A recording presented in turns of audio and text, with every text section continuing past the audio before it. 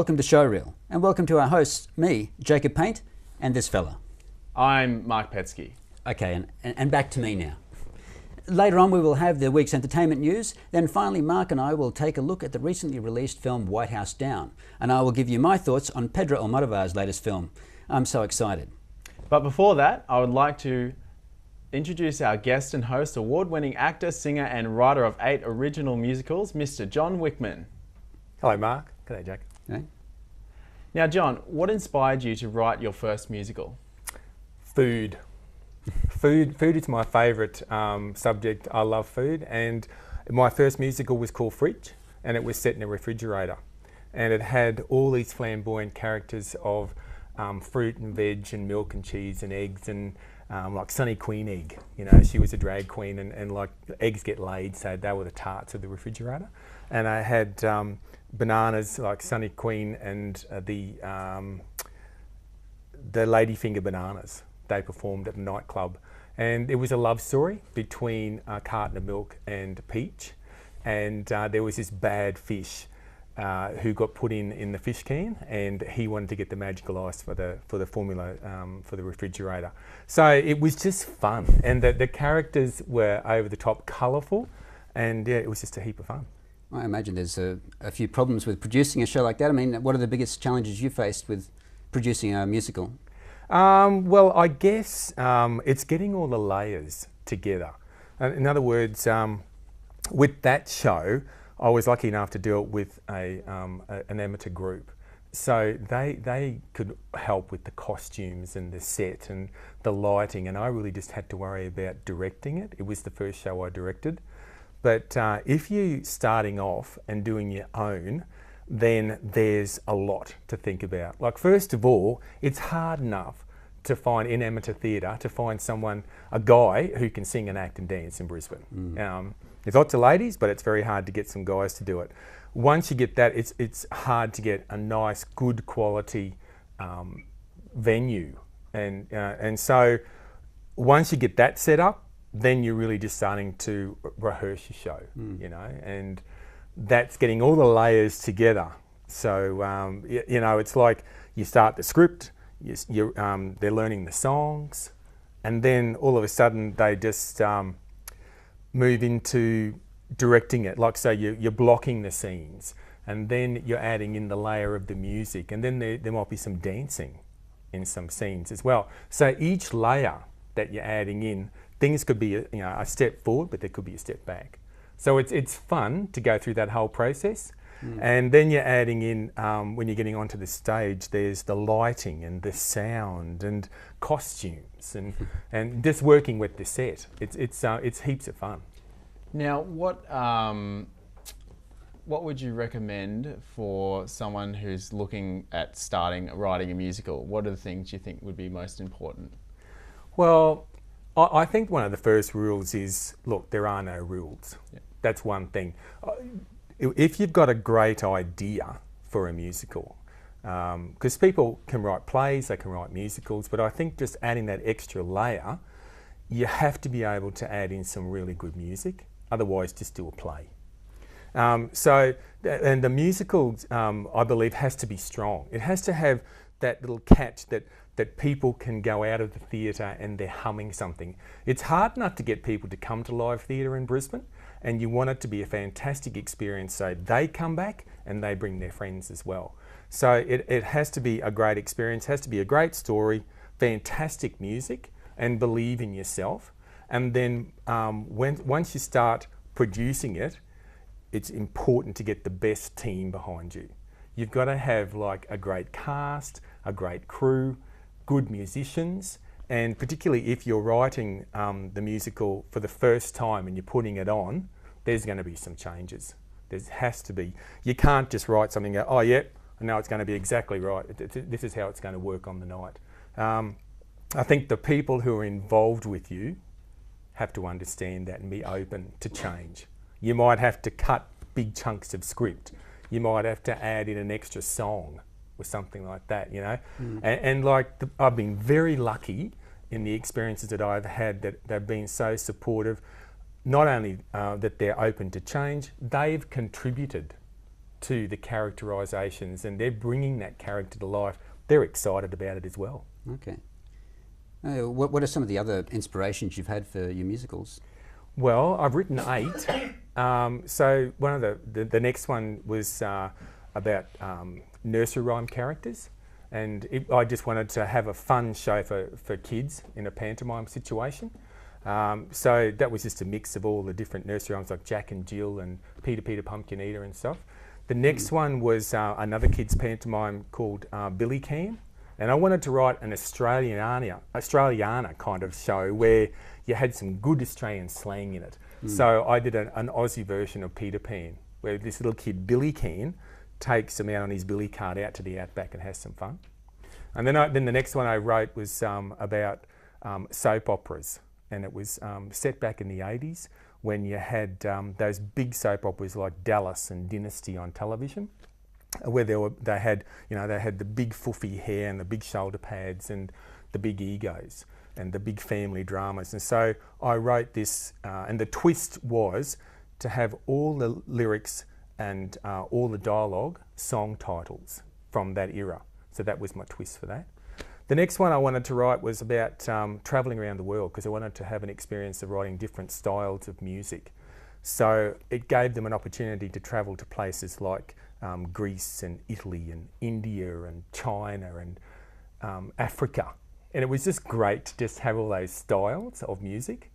And then the next one was The Gods, which was set back in ancient Greece and Roman days. And when I read about that, it seemed like there were so many similarities between the gods of Olympus and the gods of Rome. So I thought, well, there could be conflicts there as well. So let's set up a competition as to, the demigods, how they might be able to find these golden apples of Hesperides. And through that journey, we invented football and soccer and hockey and all these other games that they could then play at the Olympics. So that's a bit of fun. And then the last one was this year was based on the famous Frankenstein story. Oh, yeah. So yeah, I've written 8, and I like to just have a mix around as to having some kids light and fluffy stuff that really appeals to mums and dads as well, and then some over the top melodramatic stuff like Soundsations, and then go for the real deep and meaningful and heart wrenching angst stories like Picture of Dorian Gray and Frankenstein. If you were to adapt one of your movies, one of your films to one of your musicals to movie, which one would you choose? Definitely The Portrait of Dorian Gray. To me, it has all the ingredients of being a sumptuous, big movie where they could zoom in and focus in on people's faces and with the expressions and the emotion of the show, as well as the big sumptuous sets that you could have too. Well, up after the break, Mark will be back with the news, and we have a new game to play with John. See you soon.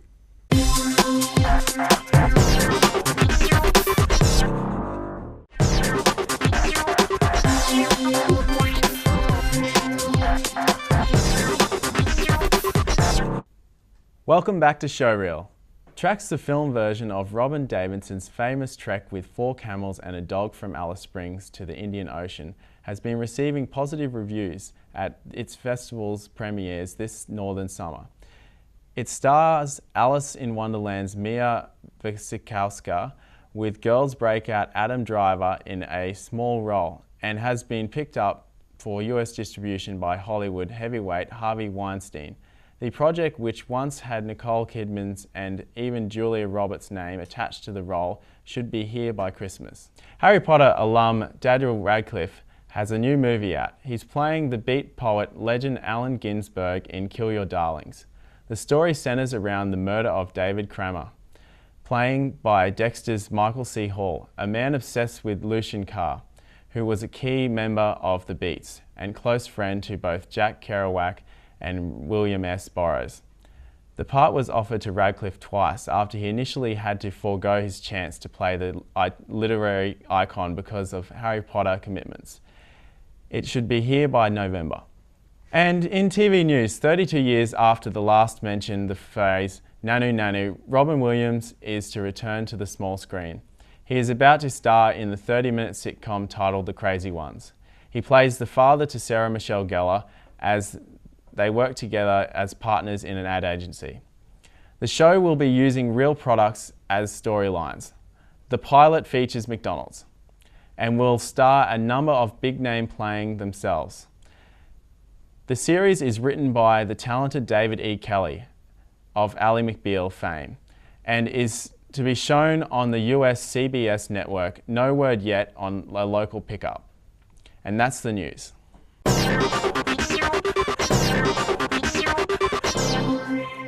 Welcome back to Showreel. Now it's time for a little game. John will be performing some famous movie scenes as if they were musicals. Jacob and I will have to guess the films. Take it away, John. Okay. Script number 1.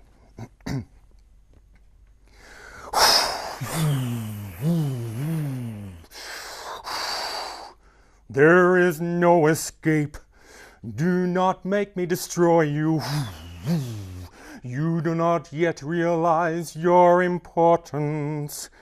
You have only begun to discover your power. I'm guessing Star Wars. Yes, join me, and I will complete your training.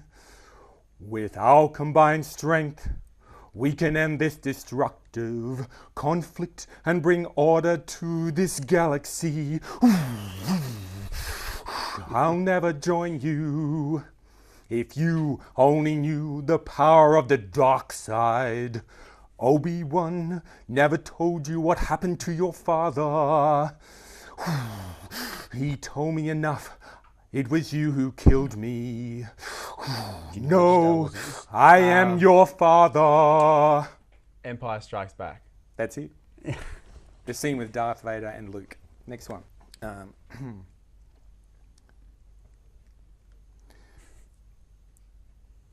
And then I'm going to have to stop. I've got that last song in my head. Now I'm going to have to start. Can we have a stop for a sec? Yeah. All right, cool. Okay. All right. 2,000 against 10. We will run and live. Yes, fight and you may die. Run and you will live at least a while. And dying in your beds many years from now, would you be willing to trade all the days from this day to that? For one chance to come back here as young men and tell our enemies that they may take our lives, but they will never take our freedom. Braveheart. That's it. Thank God you got that at the last word. I couldn't get that out of my head. All right. Next one. Come here. Hey, look at me. So I had a wife beautiful like you, who tells me I worry too much, who tells me I ought to smile more, who gambles and gets in deep with the sharks. Look at me. One day they scarred her face and we had no money for surgeries. She can't take it. I just want to see her smile again. I just want her to know I don't care about the scars. So I stick a razor in my mouth and do this to myself. And you know what? She can't stand the sight of me. She leaves now, I see the funny side. Now I'm always smiling. The Joker and Batman. That's it. Good, thank you. One more. This is a way off. Hope you can pick this one. I don't know this one at all. A bit of an in-joke. I think that's a bit of a clue for you. I love you. I always have. ever since the day we met. When I feel cold, all like the world is closing in on me, I just remember you and think of how lucky I am. Without you, I am nothing. Without you, I couldn't fight Middle Eastern vampire Nazis. Inglourious Bastards? It's something called Behind the Lens Acting 102. Oh. That was a sexy inspector. Well, Is that supposed to be an in-joke? anyone that watches Showreel would probably know that. I don't watch Showreel myself, so that's why Well, I sorry didn't get guys, it. that was the best I could do for that last one. Good work, you got 3 out of 4 there. Yeah, anyway. well, actually, I think that because you did it so well, that makes it harder for us to guess. That's the point of it, I think. Thank you. Thanks, John. Thanks for those great film adaptations to musicals. Now, on that same subject, what films and musicals do you think should be adapted to film? Well, as I said, there's got to be some ones that have got a great story, and they've just got to have those memorable songs. I guess having many years on the stage, there'd be some great ones out there. We've seen Les Mis come out, and but you know, you go right to all the stage shows that were successful. They've ironed out all the problems, like the sound of music. We're still singing that, you know, 40 years after. You know, the Phantom of the Opera, that's been made into a movie, and Grease as well. But I think John Wickman's The Portrait of Dorian Gray should be the next big musical that gets turned into a movie. Yeah, definitely. Excellent. No worries. Well, that's all the time we have. We have to take a break now. We'll be back soon for more Showreel. Stay tuned.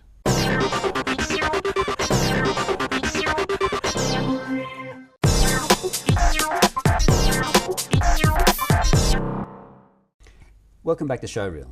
This week, Mark and I reviewed White House Down, and also take a look at Pedro Almodovar's new Spanish-language film, which does have a musical number in it, sort of. I'm so excited. But first, let's take a look at White House Down.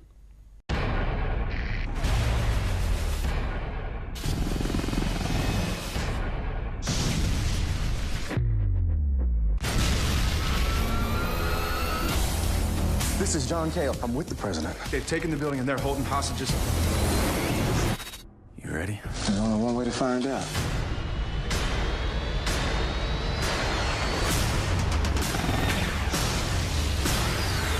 White House Down, rated PG-13. White House Down is brought to you by the same guys behind Independence Day and The Day After Tomorrow. So you come into this movie expecting explosions and action, and this movie does not disappoint on that level. However, if you have watched Olympus Has Fallen, you will realise that this is a direct copy, so much so that you can see obviously where they try to make the difference and lead you on a different story. But it just keeps creeping back to the same scenarios in Olympus Has Fallen, even to the point where none of the villains' objectives really make any sense. There is even a scene where one of the terrorists questions the mission and then gets shot for doing so. The one positive point of difference in this movie is the comic relief. With Jamie Foxx and Channing Tatum as the leads, there is bound to be some not so serious moments. Through all the lack of subtlety in this movie, there is one standout performance, James Woods, who plays Walker, the president's head of detail, who turns bad, leading the mission to take over the White House. His performance was brilliant. Even with the bad plot holes and lack of motivation with his character, he just takes charge and brings a great performance, really overcoming adversity in this movie. If you really liked Olympus Has Fallen, don't see this movie. It will make you hate it. If you like seeing Channing Tatum shirtless, spoiler alert, he doesn't take his shirt off once, which probably is the biggest plot twist in the whole movie.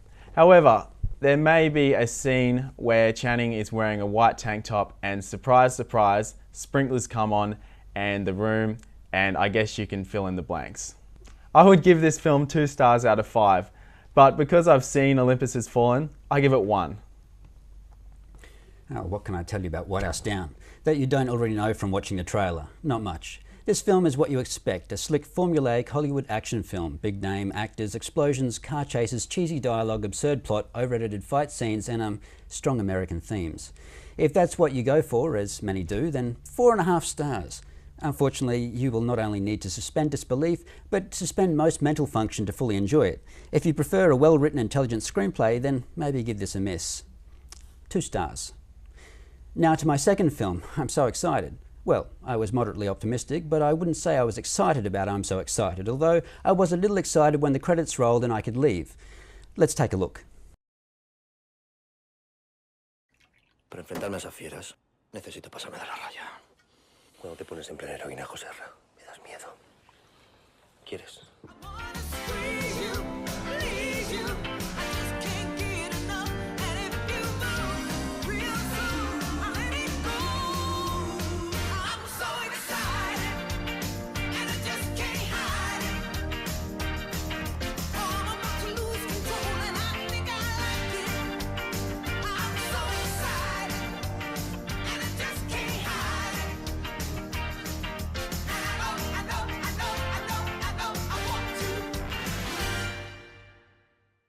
I'm So Excited is directed Pedro Almodovar's latest offering, which will take many of his newer fans by surprise. Almodovar has reached international acclaim for provocative films such as 2011's The Skin I Live In, which is the film that really made me take notice of him. Unfortunately, I'm So Excited seems to be a regression to the bawdy, crass romps he was making 30 or 40 years ago.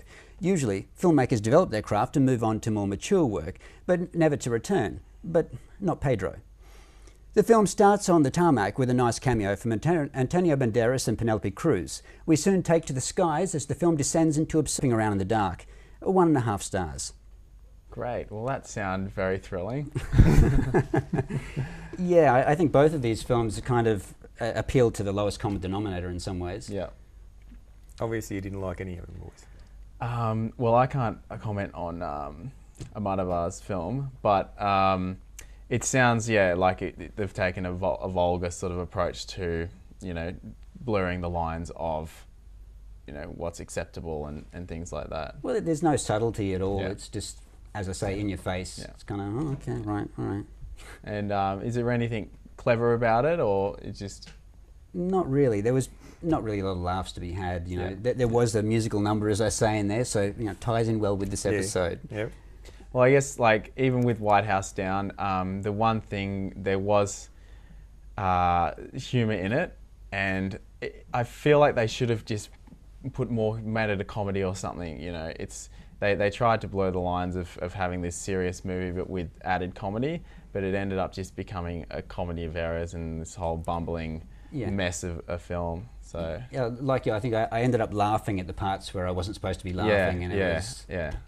Well, I'm not sure if it was intentional, like maybe the director at the end of it went, let's turn this into a comedy and let's get the President of America shooting a rocket launcher, that kind of thing. So wow. Yeah, I think. Actually, I could probably make one comment that there's one point about when you do produce a show for live theatre, you can almost like test drive it in front of an audience to see what they're going to laugh at or laugh with you. So some of these movies sounds like they could probably do with a bit of a time in the theatre, maybe. Performance, yeah. Well, but it sounds like even the best song in the world isn't going to save a bad movie, a stinker of a movie. So I think in the case of White House Down, they just don't care. There's a formula, they put it in there, and the script doesn't really matter. I think they blatantly copied Olympus Has Fallen and tried to make money off that success of that film and go, well, people like this, it's kind of like a end of the world movie or a natural disaster movie, and they try to go, well, White House being blown up is like a genre now. I think they're trying to push for this new genre that's an actually acceptable genre, but I think it's a story and it's been done, and I don't think you should keep doing it. Whereas, you can, at least if asteroid's hitting the Earth, you can modify that slightly, but with the White House being blown up and taken over by terrorists and the president being kidnapped, I can't see how many more ways you can run that. Maybe we could turn it into a melodramatic musical. You could do the musical, White House Down the musical, that's right. Well, I'd probably find that more entertaining actually than this. Be something different at least. Yeah, that's right. Yeah. Well, that's probably what I could be working towards, is kind of having a focus on Hollywood rather than just theatre. from Yeah. now on, and maybe turning some of my musicals into movies. Movies, Yeah. definitely. Maybe you can co-direct it with Michael Bay. Yeah, well, that's it. Great. Well, that's all the time we have for today. Thank you for joining us, John. Thanks, Mark. You've been an excellent Thanks, guest. Jacob. Yeah. Thanks. Make sure to check out Showreel podcast and our Facebook, Twitter and YouTube pages. Tune in next week for more Showreel. See you then.